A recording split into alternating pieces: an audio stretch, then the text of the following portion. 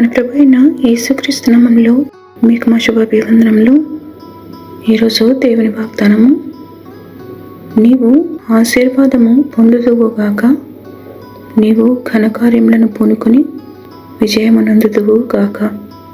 1 సమూయేలు 26వ అధ్యాయము 25వ వచనము.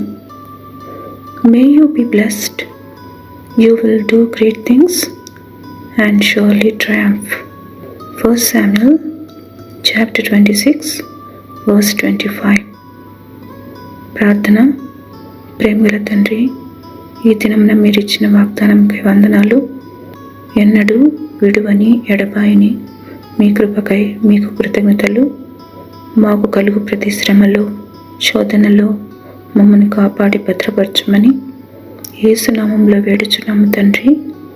Amen. Have a blessed day. God bless you.